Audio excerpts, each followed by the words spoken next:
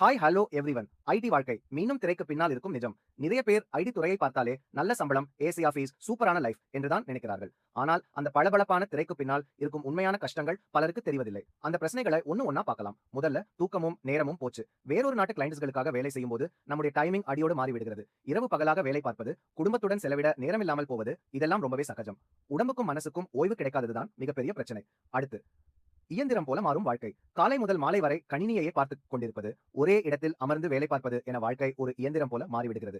ஒரு கட்டத்தில் நாம் நமக்காக வாழ்கிறோமா அல்லது கம்பெனிக்காக உழைக்கிறோமா என்ற கேள்வி பலருக்குள் எழுகிறது. அடுத்து வேலையை இழந்து விடுவோமோ என்ற பயம். எப்போ வேணும்னாலும் வேலையை விட்டு தூக்கிடுவாங்க என்ற பயம் பல ஊழியர்களுக்குள் எப்போதும் இருக்கும். நல்ல சம்பளம் கிடைச்சாலும் ஜாப் செக்யூரிட்டி என்பது ரொம்ப கம்மி. இதனால் எப்பவும் ஒரு பதட்டத்துடனேயே வேலை செய்ய வேண்டிய சூழல் இருக்கிறது. அடுத்து நிஜமான மனித தொடர்புகள் குறைகிறது.